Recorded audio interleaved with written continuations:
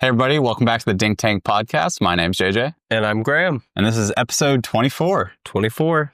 We're going to end the year on probably 25. Maybe we'll sneak one more in there, but we might take a break that last week of the year. But just to run through the agenda, nothing too crazy this one. We're going to hold off on all of our paddle awards until the last pod of the year. Want to do a fun little segment with going over Graham and I's top 10 favorite things in pickleball in 2025. And I'm sure we're going to miss things. So that's where the paddle awards is going to make up for that. Yep. But we're going to start with our thoughts on the Proton Peacocks, because I've had all the shapes for well over a week now. You've had yours for a couple of days. We played the other night with them, as well as having our own discussion on the all court debacle. Braden from Pickleball Effect put out a prediction for 2026, and I think we might have some differing opinions, so I think it'd be something fun to discuss. And also within that subject, we'll probably touch upon the 6-0 coral. Yeah. So yeah, I'll just jump right into that with the Peacocks. There's a lot of them now. Yeah, there's a lot. So this is It's the square 13. 13, yeah. I don't know the best way to do this. There's too many. This table isn't large enough. But regardless, a lot of paddles. Where to start? Where do you want to go? You want to touch on those? let's just go on this one. Okay, so This is probably the one we'll end up liking the most. yeah, It's just I think most people, what this is what they're yeah. going to like. regular 15 millimeter elongated. Pretty simple. This one's not crazy. Like, this one plays pretty similar to the Flamingo. Yeah. I think I like this paddle a lot. There's not a ton to talk about with this one. The other ones are very interesting. Yeah, so I mean, I'll have my review out on this. So if you want a big in-depth one, you can go watch that. I tried to tie everything together. I'm sure we'll ramble on a little bit on this one, but we'll try to keep it concise. But yeah, my thoughts on the 15 are pretty much the same thing. It's nothing crazy flashy. The biggest difference, if you want to bring up the Flamingo real quickly, because this is going to be a big comparison. I've been being asked for a while, even with the prototype that I've had for months. We're good. Is the biggest difference I found between these two, other than feel, because that's going to be the biggest deterrent, I think, for some people with the Peacock, is they just might not be in love with the feel of it. Yeah. Because it's foam. It's different. Yeah. It's just that it's got that foam feeling. And I would say this one is probably better than others. Yeah. It's got the foam feeling that you're missing something. I tell you, the one thing it's definitely missing is sound. Yeah, it's very quiet. And we'll get into that more also. But it's like, this paddle's somewhere in between like the boomstick and like the flick, like in regards of feeling. And Yeah. I feel like the flick, you don't feel much at all. That's true. And then the boomstick has the mod feeling. Yeah. This is somewhere in the middle. It doesn't have nothing, but it's not like, oh, I'm hitting a mod. Yeah, for me, the biggest comparison people have been saying to the Peacock, which I think is accurate, is the Loco. Yeah. But it's the Loco without a loud sound, with less pop, and a little bit less thuddy. I think it has a little less feeling too, because the Loco feels That's what like I'm saying. It's got that loud thud to it. Yeah. Whereas this is definitely more muted. Yeah. But anyways, just to close this off, though, is I would say the biggest difference is the Flamingo, I think we both found, had more pop than the Peacock in the 15 millimeter. Power's around the same. Yeah. It's kind of definitely more spin on the Peacock. I think so. I think it's just it's a lot more controllable. Yeah. And that's the biggest difference, which we'll jump into more of that. But the biggest highlight for me with this paddle is, like, my soft game is unreal. Yeah. Like, I genuinely am shocked by how well my dinks and, I don't even want to say drops, just more like angles. Yeah. Like, I'm able to be more aggressive cross court than I normally am comfortable with, just because usually too much pop or too much power. This one from the baseline, again, I don't think it's definitely nowhere near the top. It's not like a boomstick, but it hits plenty hard. I definitely say it's probably like middle power, maybe just above that. But where this paddle excels for me is the soft game. Anything else you want to say on the 15? No. Okay, so we can jump into the 13. It's weird. So I was curious when you first hit this. This was the one I wanted, just other than actually, those were an interesting one, but that's a different discussion. But this is the one I wanted to get validation on what I felt. And I didn't tell you anything. And it sounded like you had the same interpretation or feeling of the paddle of this paddle feels better stock than the 15 does. Feeling wise. Feel wise. Yes. It's just a lot more familiar. It's less jarring. It doesn't feel as much like foam, even though you can definitely tell it's foam. Yeah. But the stability on this paddle sucks. Yeah, it's really bad. But it's really light. Yeah, it's very light. I am really excited to use the 13. I might go full Annalee. That's the Annalee waters. That's what I was going to compare it to. It's crazy. It reminds me a lot of, for an elongated, because the ESQC and the ALWC, both extremely light paddles, those were both like 108. Yeah. 107. 112. So yeah. And the twist weight's like 5.7, I think, if I remember. Like, not good. But yeah, you put half gram per inch all the way around. I think its static's like 7.7 ounces too. Yeah. That's crazy for an elongated. Maybe it's 7.8, but it's in that range. Regardless, super maneuverable, super light. So if you want an elongated that is maneuverable and light, I guess this is good. Yeah. The problem is just to help that sweet spot out, you're going to need a lot of weight, and I did not put enough on this. I wasn't sure if Braden's tungsten tape was going to like stick out over the edges on this. It probably will be right about the right. Yeah. The reason, so I'm just going to jump into the next go for it. The reason I'm excited for this one is because this thing, we can get into it, is so good. Yeah. So it kills me. Good. It kills me to praise. I hate to say that. Yeah. It kills me to praise a wide body paddle. It kills me. You're going to find a crazy topic on one of my top 25 things, or my top 10 things. But yeah, this paddle is a big surprise. So the owner, Charles, and I'm sure he'll be listening to this, he says this is the best paddle they've ever made, is the Peacock Square. I don't know. I'm assuming it's the 13, because the 13 was the one they were all raving about. And obviously you hit the 15, I think, first. And you're like, oh, this feels really good. And it should. The twist weight on this, I think, is 7, 9, or 8. Yeah. On this the 15. One feels like a normal, like it's a wide body. It's a good paddle. It's not crazy. Yeah. The 13 wide body is crazy. It's so such a good paddle. Because it's super light. It's super maneuverable. It has the lower swing weight. The twist weight, but then the twist weight 7.8. Yeah, it's so high. Yeah, I think this one was maybe like 7.7 or 7.6, but still, it's for how light this paddle is. Yeah, and how stable it is. It doesn't make sense. But the shape, I take that back. The shape's terrible. It does make sense because it's the shape. Yeah, which so interesting. It's a terrible shape. Yeah, it looks so bad. Do you want to jump into? But if you can get by, the terrible shape, the way it looks visually, it's a great performing. That's the thing that drives me crazy, which I said in my review, is basically what you just said. Is the performance is undeniable. The shape is just, in my opinion, atrocious. Because, well, let's start with this one. Let's start with the no. Okay, the flamingo comes out in this too, but no, I want these. No. This one first. We're gonna go in order here. So, one of the first pizza pan ones that everyone was complaining about was this. Yeah, I think the shape is worse. I agree. Spartus makes great paddles. This was a choice. I like the long handle. It's not too far off, but the improvement from this is, I think, the Mach 2 shape. And they're very similar. But the Mach 2, I think, just rounds it off. This is a good long handle wide body paddle. The other one is the J3, which I forgot to grab, but the J3 is probably my favorite wide body shape if I had to use a wide body. Yeah. But the Mach 2 is one where, as an elongated player, I'm comfortable switching to this. I would be very interested to see what the Peacock would be in a different shape, though, because you are losing. It's not going to be a twist. Yeah, but it's still going to be good, though. It is going to be good, but no.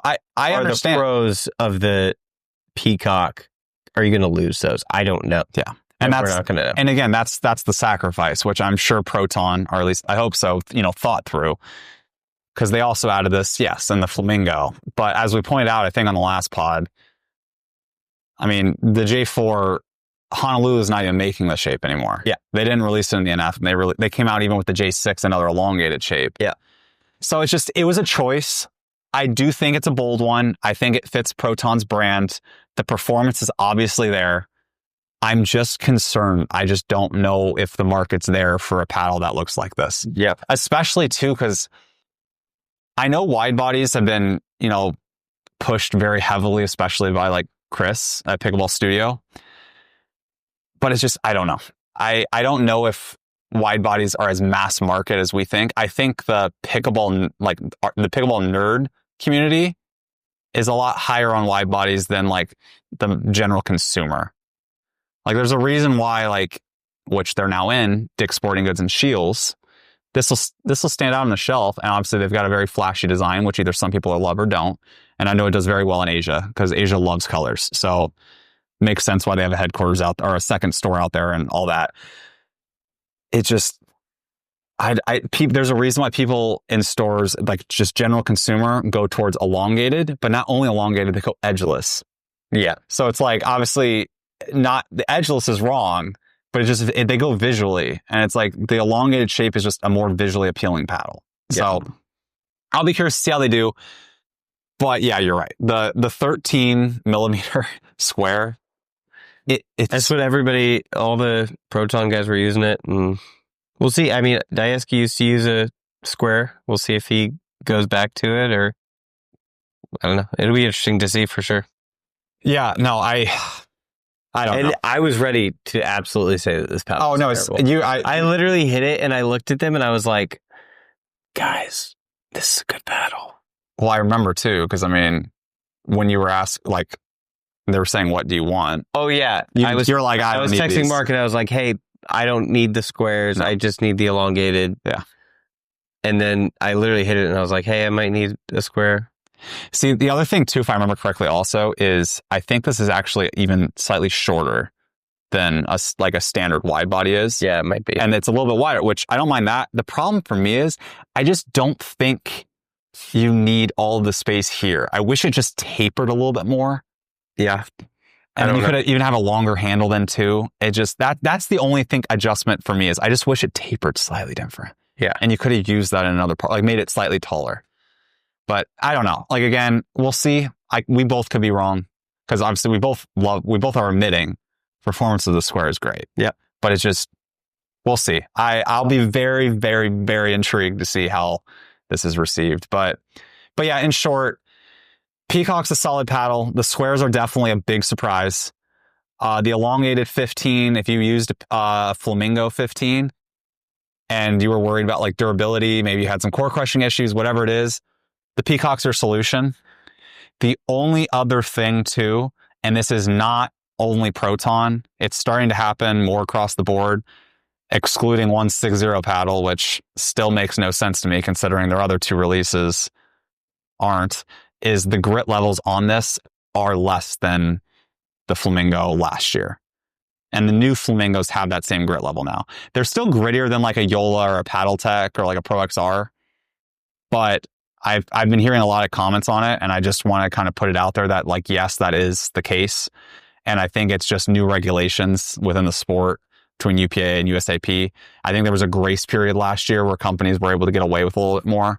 And now that's coming to an end. So I think a lot more manufacturers are starting to play it more safe. So if that's something you've experienced, you're like, oh, this is less gritty or whatever, and you're disappointed by that, it's because it's actually compliant. Yeah.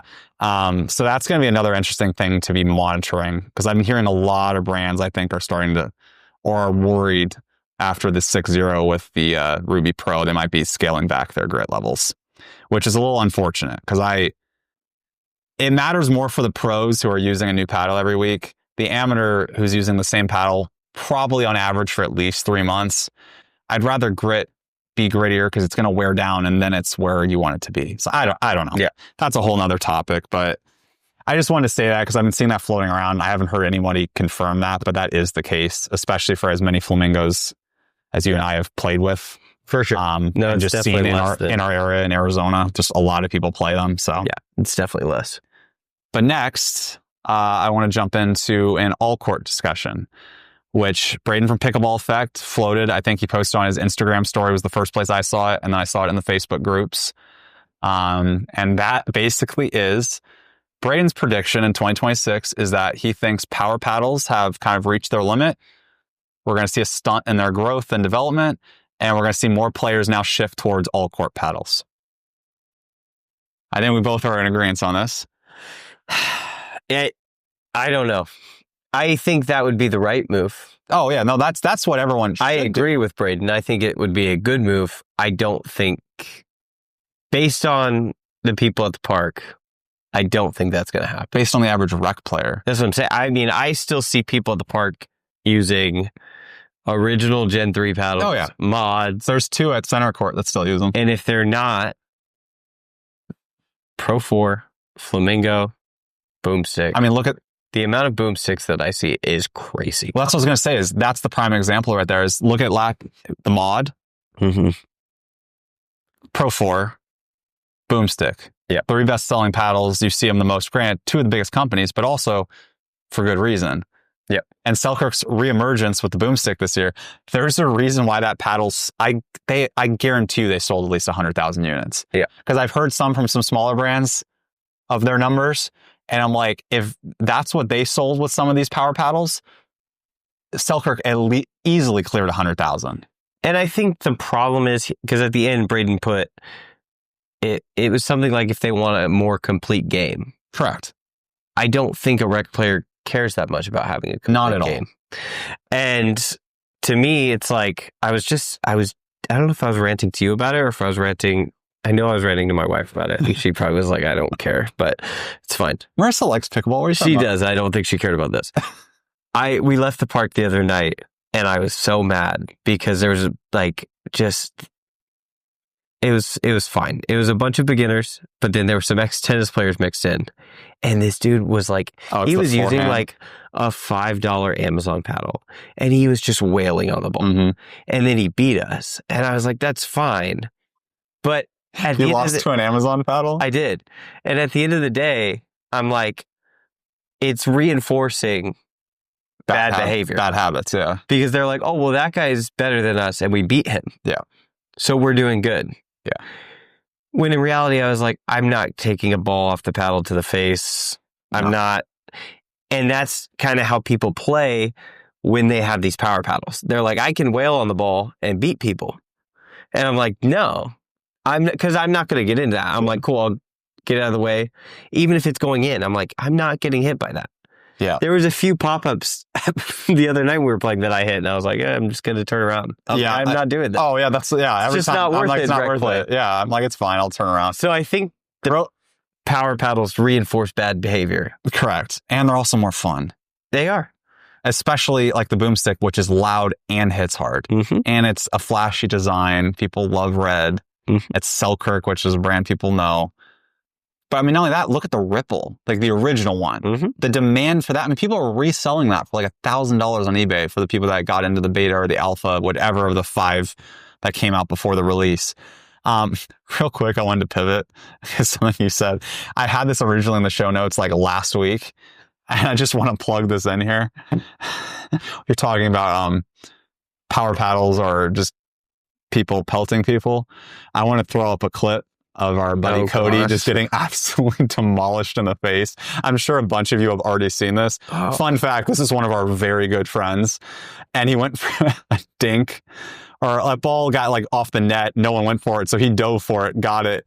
And he gets obliterated in the face. I'm sure I'll be putting this over the overlay on repeat, but I just had to include that because I don't think we're going to be putting that in our paddle awards. No. Somebody brought up, but there you go. It's just, people like the power game. Now, granted, that's a pop-up, but still, it's just, even paddles I let people test, it's like, they're like, oh yeah, this is good, but it's not fun.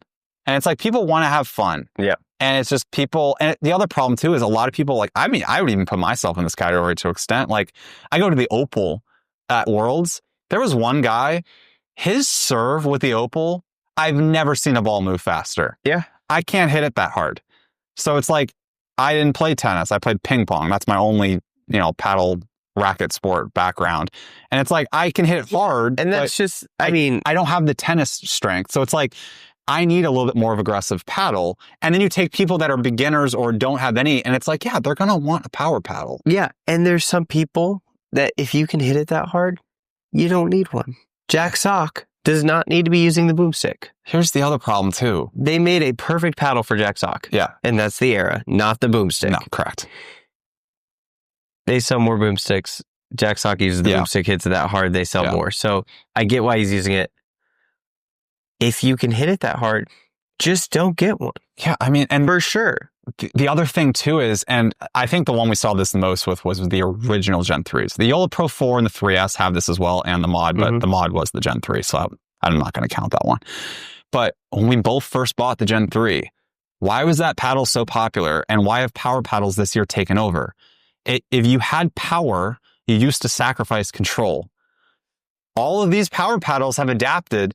There's plenty of options that get good control with power. Yeah. Prime example is the Peacock. I'm shocked by how good my soft game is. Now, that's not a hyper power paddle. Yeah. But that is a power paddle where I'm like, I played my first games with that was in Vegas. I was playing with a 5-0 and a couple other people. I was shocked by how calm I was at the kitchen line. Like, I wasn't worried about getting in trouble with that paddle. Yeah. Now, I need to add some weight. We didn't really talk on that. The 15, just like the Flamingo, I added a little bit on 3 and 9. Not a ton. I think I did like 2 grams. Just helps the stability for me. I like the feel of it. It was too high for you, regardless. Way too high. But once I did that, the sweet spot got just a little bit better. I had a little more forgiveness.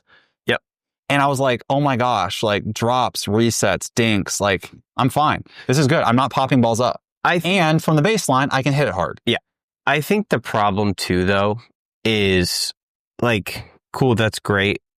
If the rec players are going to keep using their power battles, you go to tournaments, you go play against a Pro 4 or a boomstick. Yeah. And you have a freaking all-court paddle. It's not going to go well for you. Yeah, because it's sometimes it will, if you're much better than them. But I mean, if you start getting blasted by power paddles, counters are not there because you're just giving them balls that they can smack back at you harder. The prime example of this is Ben Johns. If he was using his Gen 2 YOLO for forever, he still used it for singles. I think he's obviously switched to everything now, but like he held on to the Gen 2 paddle for a while because they discontinued their Gen 2. But it was also like he wanted to be able to control the, also I think the lifetime ball part. Yeah, for sure. Also, but he wanted to be able to control his shots. Like he wanted to be able to, place the ball better. And so the Gen 2 in singles was actually great, but then he needed to switch to a Gen 3 paddle, or obviously the 3S, but just Gen 3 in terms of style of paddle and doubles, because where do you play doubles? At the kitchen line, and you're going to get into hands battles. And yeah, you nailed it. Your counters are slower. It's like you're going to get killed if you don't have your own power that you can generate from a short motion. Like most people need that help. Yeah. I think more, which is backwards from what I think most people should use to play better. But the ironic thing is, I think people should want power from the baseline and control at the kitchen. The problem is, because a lot of games are played at the kitchen, you want to finish balls, people like high pop. Yeah. And so when you get in, you can just block a ball with a high poppy paddle and you might finish it. The problem is, getting to the kitchen line might be an issue, or dinking might be an issue. But if you're playing out of the air, yeah, you want a poppy paddle. Yep. But I think that's where it depends on what level you're at, and it depends also what the type of people you play with. Because there's a group in Vegas I play with, it's Jack's group, and very high level players. Yep. They won't speed balls up that they should. Like they play the soft game and like grind the soft game. Yeah. And so with that group, it's like, oh, I can use a little poppier paddle because if I pop one up, I know I'm not going to get killed for it. I go to a tournament, I'm going to get killed for it. Yep. So it's just, anyways, we're getting a little bit off there, but the all court, and let's bring some of these out. So this was also one that was a interesting discussion. The NF definitely was a low end power paddle when it came out. If we're readjusting power, definitely is high end all court. It's somewhere in there, low end power, all in. I think this hits harder than these other two, but I just wanted to include this because I think this is a very good example of the NF is a foam paddle that I think has a very consistent face. A lot of foam paddles I have issues with. There's dead spots, whatever. The NF I think is one that's very solid in that regard. Mm-hmm. And it's one I can control and I can hit it plenty hard.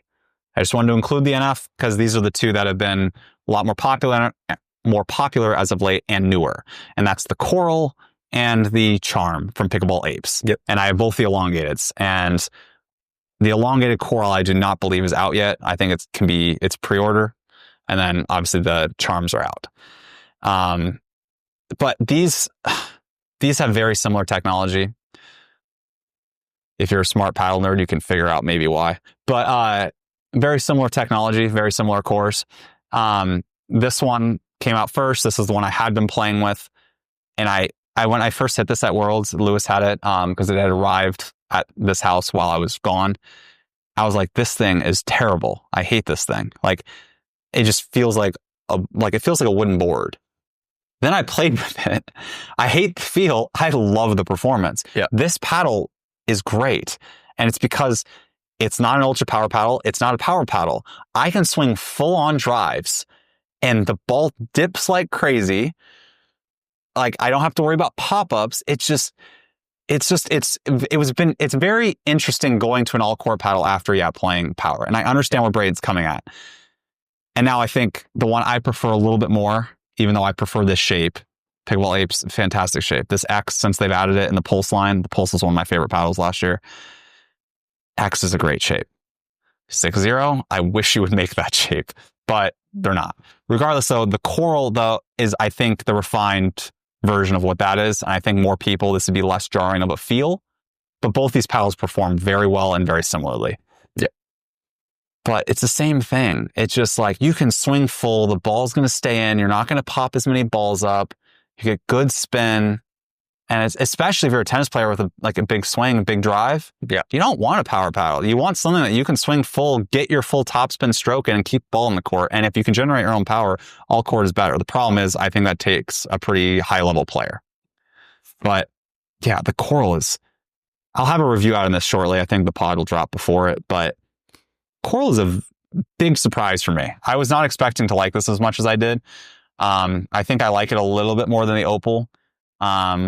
But I don't know if I'm fully there. I would like to see the Opal come out with the elongated shape, which is rumored to happen. I just don't know when. Yeah. But yeah, it's an interesting discussion. It is. We'll see. But it is nice, though, having two of these paddles, kind of aggressive all court, coming out at the end of the year, and both of them be pretty well received. Yep. I think it's just hard because I would love for it to switch, but it's hard when the ultra power paddles are still out there. Yeah. Because people are just going to get tired of playing against those without one. Yeah. I think what it comes down to also is, I think there's always those players in every group or community that can hit it harder than everyone else. Mm-hmm. And so they're like, oh, this is great. But if you played against a bunch of versions of yourself, you're like, this is terrible. Yeah. And it goes back to the classic discussion of, should we slow the game down even more?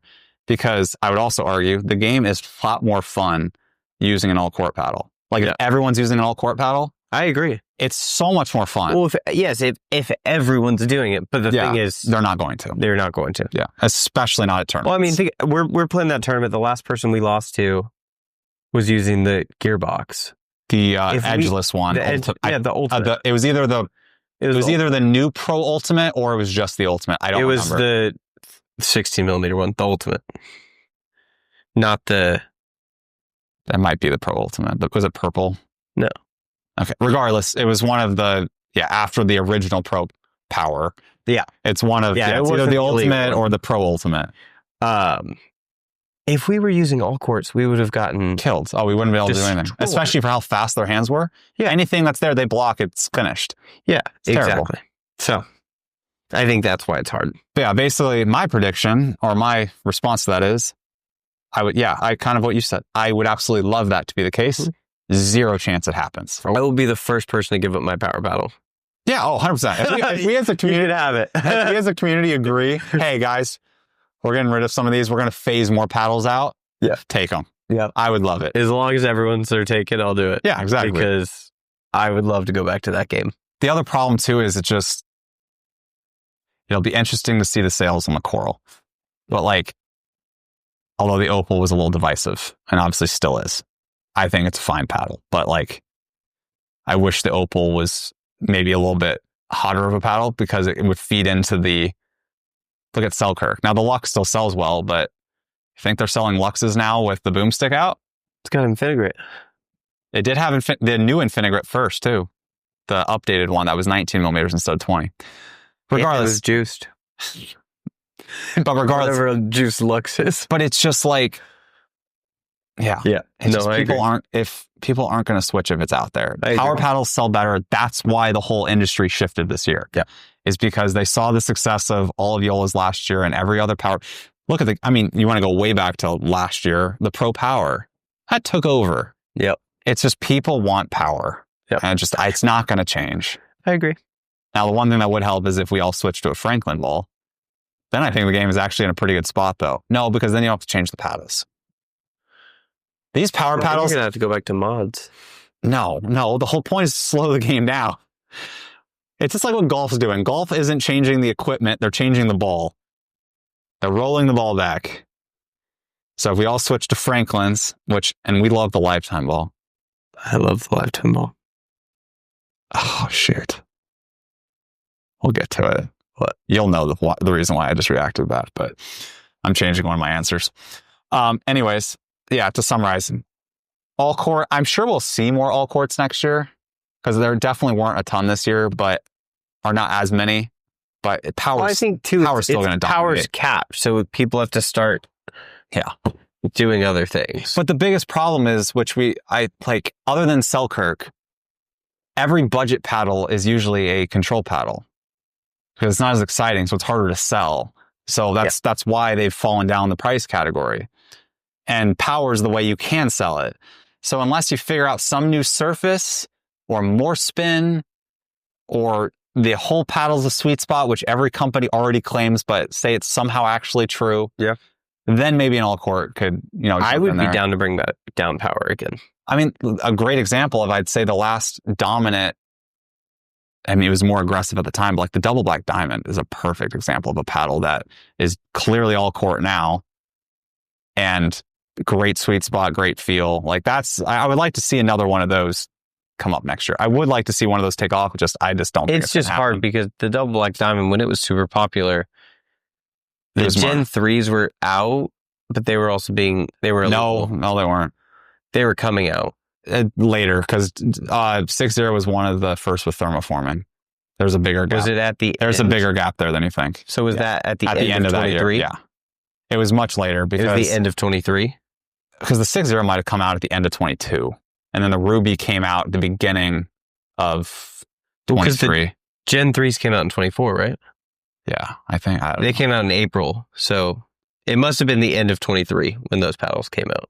Yeah, so that's what I'm saying. I think if I remember correctly, I think the Double Black Diamond would have been end of 22 because I got a Ruby in like Mesa, which is February.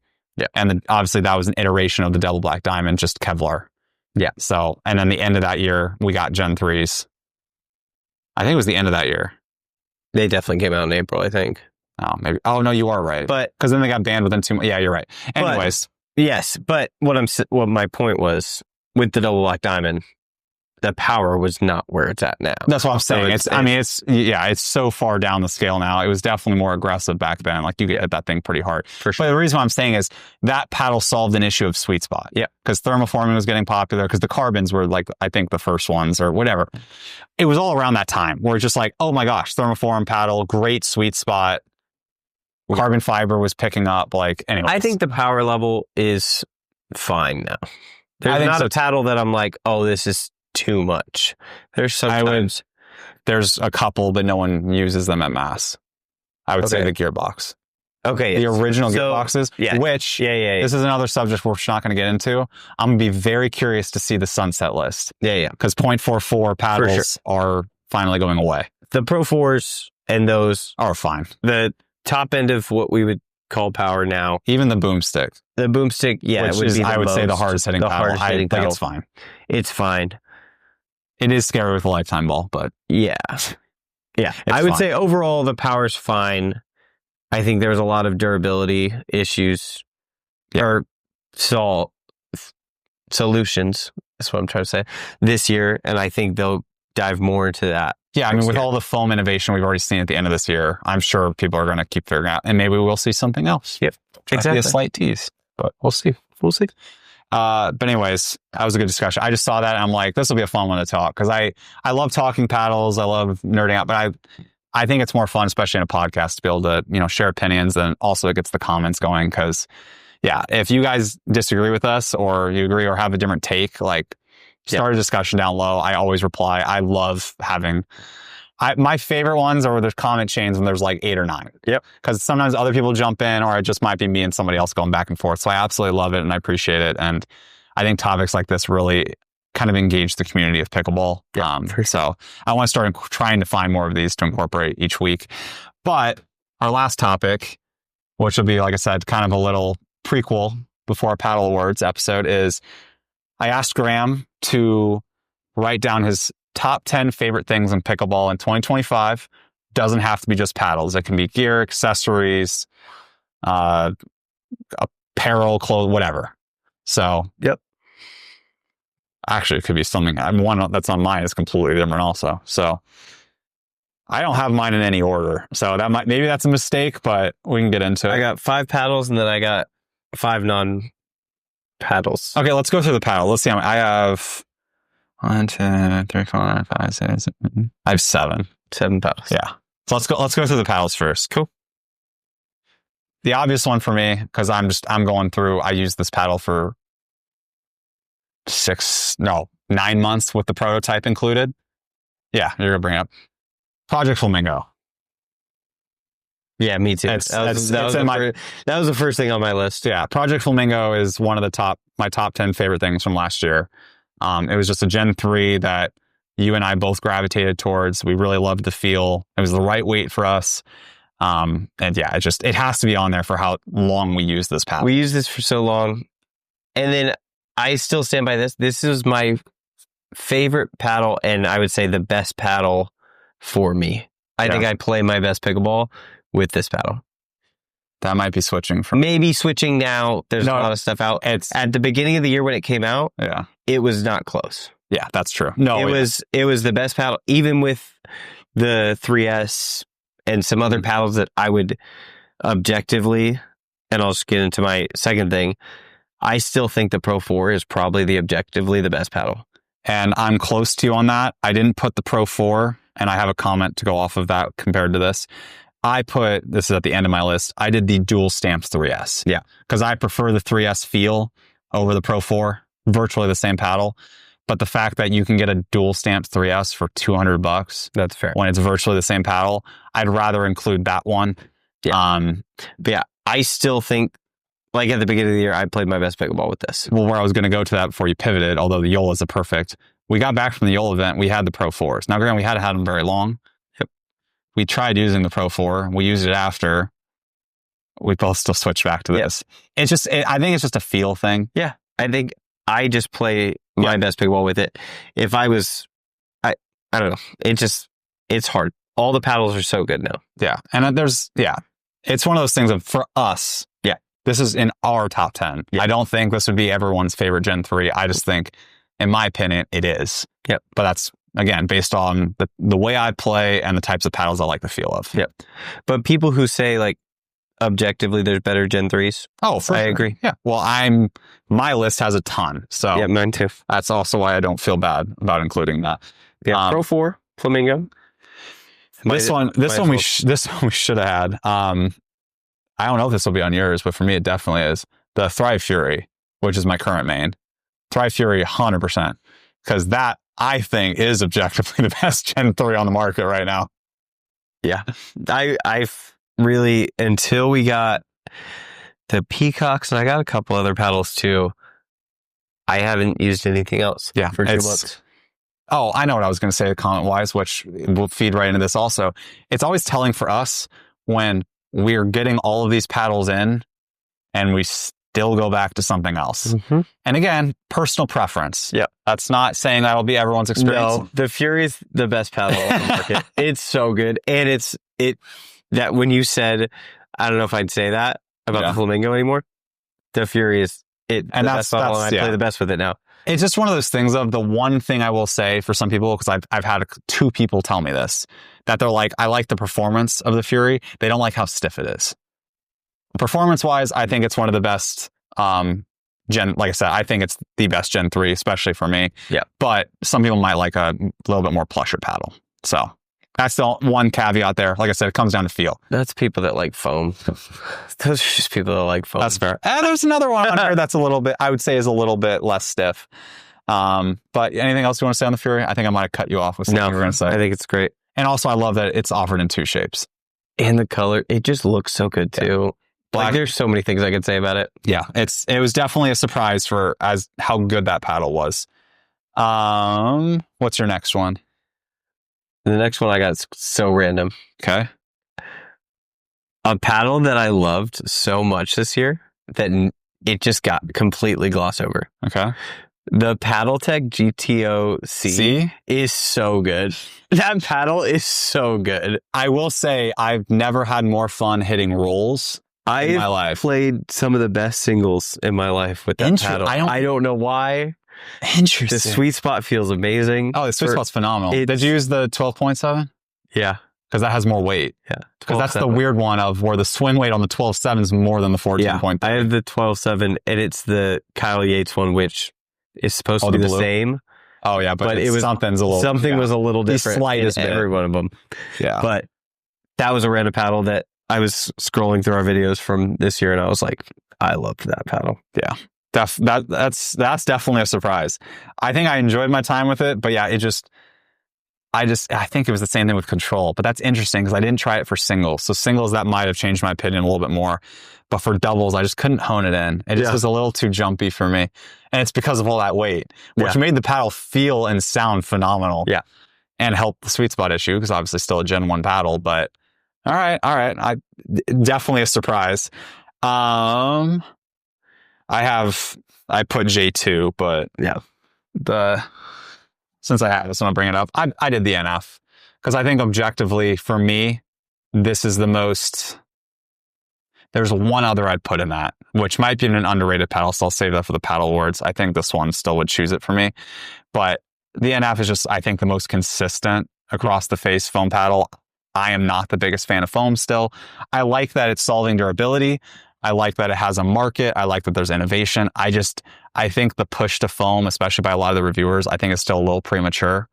I think Gen 3 paddles, based on performance, are still better. Yeah.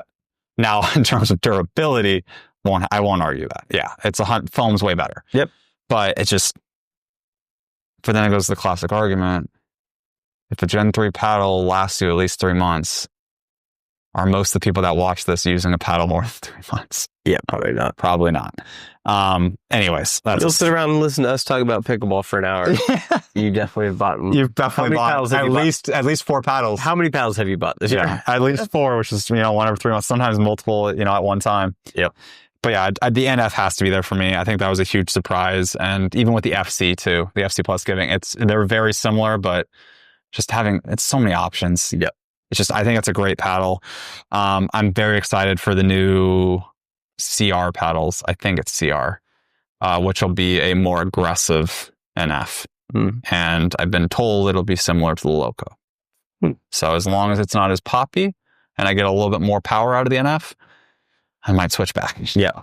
All right. I went last. What's your next one? Yeah, you touched on it. The Loco. I have it on there. It's so good. I wanted to include it. It's really good. It's going to be on a lot of people's list of paddles of the year. Yeah, it's going to make some of my list. It's just for me personally, it didn't make my top 10. Yeah, I enjoyed it. I had fun with it. It was just a fun paddle. It's a great paddle. Yeah, and it's like phenomenal paddle. It was between that and the boomstick, and I like the shape of the Loco more. Oh, yeah. And I don't like the weights. Yeah. I asked, so they're not selling it still. Yeah. I want to get one without the weights. Yeah, I would love one without the weights. But all right, I'll pivot. He brought up Selkirk. That other paddle is not on my list, but the Selkirk era. The SLK era is making my list because I think that is also severely underrated Gen 3. I'm sure, obviously, it's Selkirk. It's sold very well. Yeah. But I think the boomstick has just overshadowed it. I agree. I've recommended that paddle a lot. I recommend it over the boomstick to a lot of people. Yeah. It depends on what they want. Again, if you're just a rec player and you just want to go have fun, you want to see ball go boom, you get the boomstick. Yeah. But I think the Era is a better paddle for more people. It goes into the all-court discussion. It just has a little bit less pop, has a lot less pop, and it still has very good power. I love the Era. Yeah. I wish the shape, again, I don't mind the shape. I actually really enjoy the shape. That's what I said. I like the handle. I just wish a little tweak, but you know, it's fine. Especially like tennis players, like people switching over. I'm like, it's a great paddle. Yeah. And it comes in a bunch of colors. Yeah, I had one guy the other day who was using the Crush racket. Yeah. And he was like, I want a new paddle that hits harder and has a long handle and has a little more face. I was like, you should go buy it. All right. I'm going to jump in. I know you're up next, but there's another one that's very similar that I put on here. At least I think I did. Yeah, I did. Surprisingly. Because this one, based off what everyone hyped up, I was on the opposite train because I absolutely, hated's the wrong word. I did not enjoy the 11.6 24 Power Series. Crazy take. Did not enjoy it. Crazy. Everyone else did. I did not enjoy it. I love that paddle. But however, what did make my top 10, Alpha Pro Power. Yeah. Which was the adjustment to the Power Series. To be honest, I don't think I ever hit that paddle. Maybe not. You briefly did. I probably should have. But it's the same layup, I think, as the Loco. Vapor was awesome. Well, it's the same layup as the Fury. The Vapor's awesome. Yeah, I have one. The Vapor of the Power Series was great. Yeah, well, I have a Vapor of the Alpha Pro Power if you want to hit it. I'll hit it. Anyways, but for me, it was just the fiberglass is the top layer. It was too stiff. It was too jumpy for me. I just never could hone it in. The Alpha Pro Power came out. Unfortunately, it's like $20 or $30 more. But they lowered that fiberglass to the middle layer, and that solved all the issues I had. That small tweak. And this is where this is the classic example of all paddles are good. It just comes down to feel now in a lot of cases. Not always. There's a couple, which we'll get into in the next pod. But yeah, great paddle. But just for me, it's just like I didn't enjoy it. And then the Alpha Pro Power, that's one of my favorite paddles this year. It just feels so good. It's a lot plusher. Yeah, it's a lot plusher than some other paddles that we've been using. Yeah. But just because I wanted to bring that up, because obviously the Huarache shape is very similar to the Era shape. Yeah. So both those paddles to me, and they both came out around the same time, they got a lot of use between me going back and forth. So yeah. The next two, I have two things. Okay. Are you out of paddles? I'm out of paddle. Okay. Well, kind of. These are a touch on paddles. So two things that we disagree with that I think objectively are good. Okay. Is foam. And for the pickleball as a whole, these are just like, as a whole, I think foam has been really cool to see. Okay. So you went a different direction than I did. Even though I have not been the biggest fan of the foam paddles, I think there's a lot of issues. I think they're really close. I think so. I think there's just, it's just that feeling that I was talking about with the Peacock that's just like, I'm missing something. But I got that with the boomstick, but it's too much. Yeah. So I think we're getting there, and I think it's good for players. Like we said, it's good. People watching this are probably buying multiple paddles, but people who can go buy a paddle and not have to worry about it breaking, that's, I think, has been good for the game. And we started the year with the 008s and the blue core. Yeah. And now we're at the boomstick and the Loco. Yeah. So we've come a long way in a year. That's true. I think foam is objectively probably a good thing for the game. Yeah. Even if I don't think it's the best. I definitely agree. And I'm sure that'll find a spot for me in terms of a take like that next pod. That's interesting. Yeah, I did not think to go that direction. And then second, I don't disagree with that. That's a very good take. I think, whereas we've said, I think reviewers have gone a little too far with the wide body thing. I think it is, again, another good thing that there are more rec players starting with wide body paddles because it's objectively better for them. I don't disagree with this for this segment. Yeah. For pickleball as a whole, I completely agree. That's what I'm saying. For pickleball as a whole, I think there's a lot more rec players starting with wide bodies than before. Yeah. Because, like you said, people go to a store, they're not picking up a wide body. No. They're just not. No. But if they listen to the reviewers, whereas sometimes I think reviewers are biased towards wide bodies, I think it's better for them. They have better sweet spot, faster hands. And if you learn on a wide body, like... Yeah, that's true.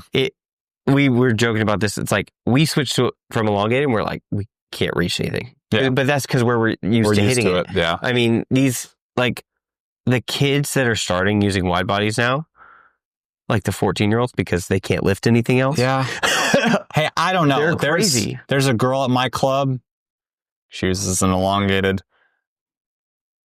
She's if she can wield an elongated. Dude, now, granted, I was playing in a tournament the other day. Yeah. And this kid had to have been 12. Mm-hmm. And he went 5-0 in pool play and just annihilated everybody. And he ended up losing. But he was using it elongated, so anybody could use it for sure. Yeah, no, I agree. I like both those takes. I think those are good. Yeah, not the direction I went. Those are my takes on. Yeah, that's hit my mic there. That's fine. I don't agree, but I think it's good for the game. Interesting. Yeah, I went more physical products. Although one of these kind of not. So I'll do my one that kind of fits into that. It's still a physical thing, but it's more along that lines of. I put indoor facilities because this year we joined center court. I joined center court here in Scottsdale. Yep. It's hard to go back. It is. I used to argue because like Zane Navratil is the biggest proponent of all pro pickleball should be indoors. One, we don't have the infrastructure for that, but I understand it. He's not wrong. Yep. If it could be, it should be indoors just because you can control everything. I think the issue I always had with that was I'm a golfer. That's my background. That's what I grew up doing. I love being outside. I love playing pickleball outside. I think a little bit of wind, different temperatures. I like the fact of how that can change the game. Yep. The problem is we use a wiffle ball.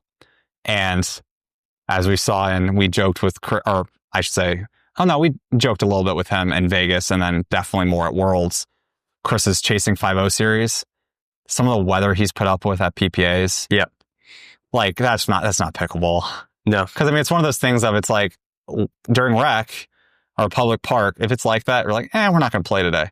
Tournament, you're locked in. Yeah. It's unfortunate. So, regardless, for me with content, making more this year, always having good lighting, because that was one issue also at our main park. The lighting's not great. So, I couldn't record once it got dark. And then I joined an indoor facility. I'm like, oh, no issue. And not only that, too, like our main park that we play at, Horizon, if we're playing outside, you're waiting 40 minutes. Yeah. No. So even though it costs money, and I love pickleball because it's low barrier to entry, I do think the investment's worth it if you play multiple times a week. So did lose a little bit of the community. I have a lot of friends in my facility, but like nothing will beat that original park. Yeah. That community. I was actually texting with some of them today from that original group because some of them were back in town. But yeah, indoor facility. And not only that too, we've seen the growth of sport. Obviously, a bunch are being built. I hope we're sustaining it because I think maybe we grew a little bit too quick. Yep. But I like how many more options there are. And I hope we, weed out ones that maybe won't last. And we kind of figure out these are the good chains or the good local places. And we go from there and see the sport continue to grow. Yep. All right. My next one's kind of cheating, but okay. The Jet Mach 3s are the best shoe in pickleball. And they released one that says pickleball on the side, and that's new to 2025. All right. So it counts. Those shoes are the best shoes, and it's not close. That almost made my list, so we're going to have a debate next week on our next vlog on this. Because I have one counter to that. You're not wrong. I do think it's the best shoe. However, there is one shoe, which I'm going to save to talk about, and it's mostly because of price. At least I think. I think it's significantly is the wrong word. It's cheaper. And I would argue it's just as comfortable, but it's a very different fitting shoe. Yeah. I love them. No. They're so light. They're so fast. That almost made my list. That was like first 5 out. Yeah. Loco was in that too, in terms of first 5 items that were out. For sure. This will be my last paddle, was the Franklin C45. Franklin C45 is an awesome paddle. It is. And I also love, because it's happened with the Fury too, and it's happened with a couple other paddles. I start with the hybrid, and then I get the elongated, and I'm like, the hybrid is great. The elongated's even better. Yeah. I love both of these things. Actually, I think that's my favorite hybrid paddle. It's so good.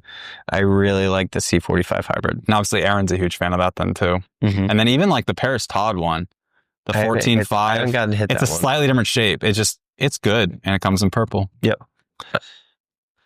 Yeah. Comes in purple. There was also one thing I wanted to pivot, which I completely forgot to say when we were talking about foam. This is one thing maybe we'll talk upon later. Another reason why I think you and I maybe haven't jumped on the foam train quite as much or as hard is I don't think foam translates as well in elongated paddles. Yeah. Like fair. Lewis and a bunch of people, or even Chris with the wide body. Like, I think hybrid, because the hybrid Loco is almost a perfect paddle. Like, I love that thing. I think it's great. I don't notice dead spots. Very consistent, just a great paddle. A lot of them don't use the elongated to the extent that we do. And even when I won't say that. I'll just say dead spots are known by people. Like, they're not hiding it. And the top of the Loco and the corners definitely has dead spots, and not like the top of the paddle. Like, there's dead spots. Now you can fix it, you can make it better.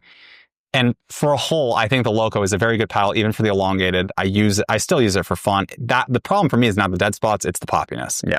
Like, the performance of that paddle is great, especially for a foam paddle. There's a reason why it's selling so well. Yeah. I recommend that over a lot of people for the boomstick, because it's a cheaper boomstick. You might as well get it. The only thing is the sweet spot isn't as good. That's the one thing I will give the edge to the boomstick. Yeah. You don't find the dead spots on the boomstick. No, because they weighted that thing up so much.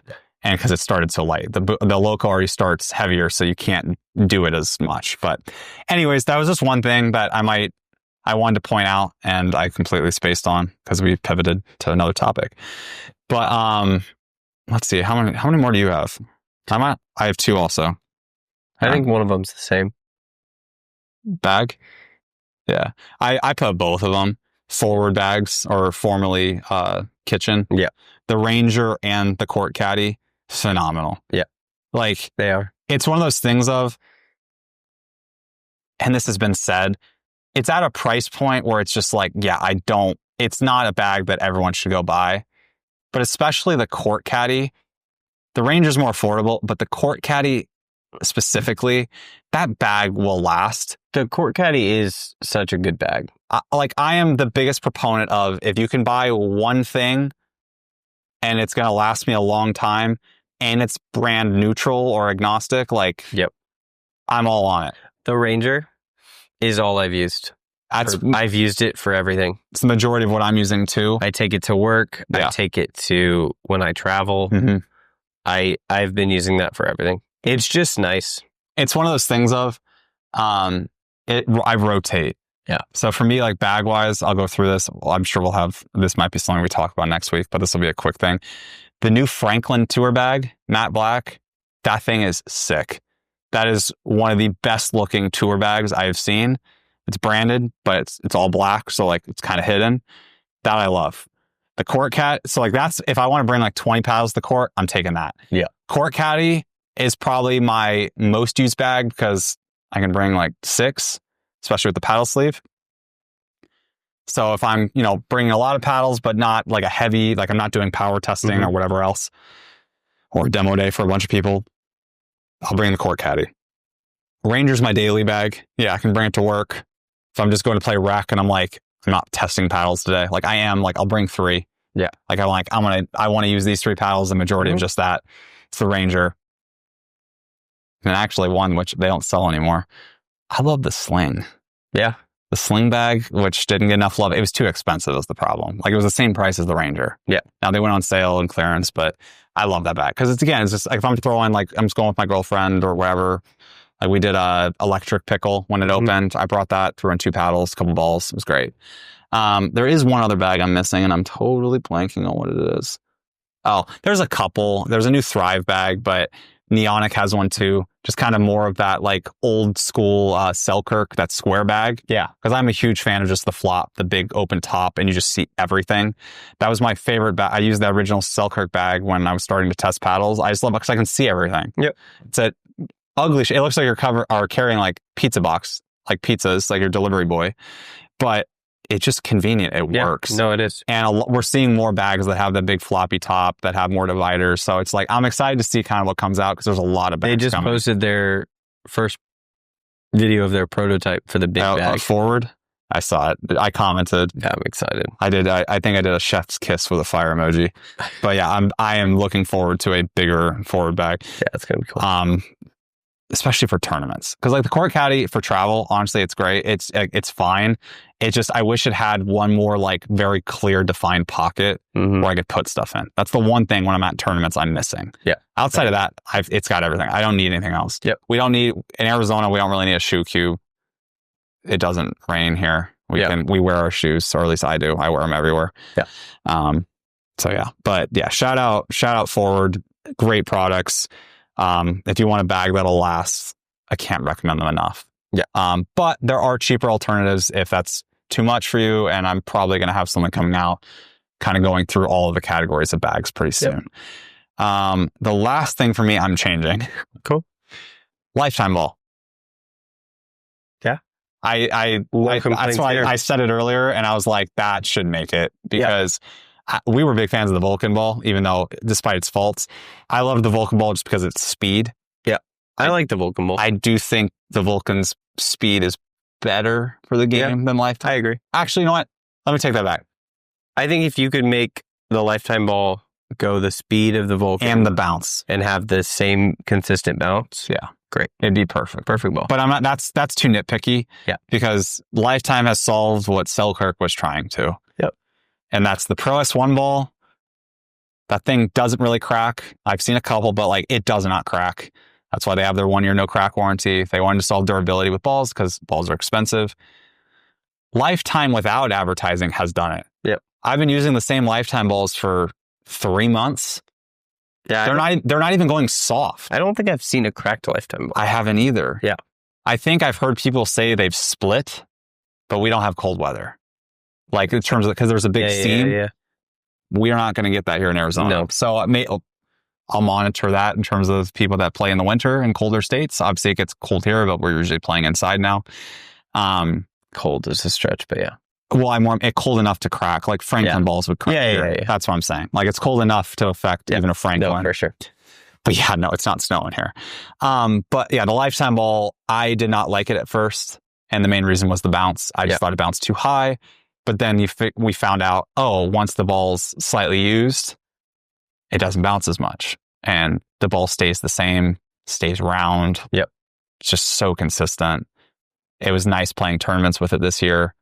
I do wish it was just a little bit slower. But again, it got like 90% of things right. It's a great ball. Yep. It's so good. So yeah, Lifetime ball has to make my top 10. I'm very, very thankful and very happy that ball exists. Yeah. My last one is not an item. It's just the pro game this year. I think the pro game has been so cool. The competition has just gotten so much better. I think it started last year. Mm-hmm. Clearly, it kept getting better. But at Worlds last year, I was like, there's so many teams. And then this year, it's been like the men's, it's like clear. Gabe and Ben did team up and they've won a lot. And Anna. But anyone could beat them. Yep. Like, there's more parity. Alshon and Diescu could beat them any day. Fed and Hayden have been great. Worlds happened. There's so many teams now that it's like, you don't know who's going to win. And last year, it was like Colin and Ben were still holding on, playing together. And they were still winning a lot. Like, we were making fun of them for not winning every week. They won a lot still last year. This year, it has been different. Ben's played with 3 different partners. My favorite surprise partnership at the end of the year is J-Dub and CJ. Yeah. They're so fun to watch. Yeah. Those are 2 I would not have guessed that would play together. Yeah. Dude, watching them, like I was watching them on the side courts and then on main court at Worlds. Obviously, we love CJ. We've talked to CJ and his dad, like absolute great family, great people, easy to root for. And you could tell so many people were rooting for CJ at Worlds. It was awesome to see. But those 2, their games, it is so fun to watch. Yeah. I still like Alshon and Diescu more. I like watching them more. I like the personalities. But just what CJ and J-Dub bring is so interesting. It's like their hands are so fast. Yeah. And CJ is so long. Yeah. It's crazy to watch. But to kind of add on, one thing I will say And granted, maybe this is just being in the sport longer and watching more pickleball. I'm sure that's a big part of it. But because there's more parity, I love that there's more names that I feel like people know. Yeah. Which And I think is it's been good more for the game long term. I think it's been more fun to watch too, even Yeah. for people that don't play pickleball. Like I've showed people, like I've put it on and people have watched it who don't play and they get into it and they enjoy it. So I just think it's different. And I think it's gotten to a point where it's actually enjoyable to watch. I enjoyed it before. Yeah, but I agree with that. Everybody enjoyed it. That's a good one. I like that. All right. I think that covers our 3 topics. Yeah. Definitely went longer than I expected. But I've had a feeling. I'm like, there's discussion. Lots of discussion. We'll probably go longer, which I enjoy that. We do have a giveaway. We are going to be giving away a Peacock from Proton, and you can choose. So either square, elongated, and 13 or 15.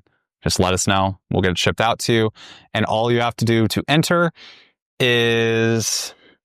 Let's stick on the same topic. Say the 3 things that... how do we want to phrase this? Your 3 favorite things in pickleball from 2025? Yeah. Do a shorter list.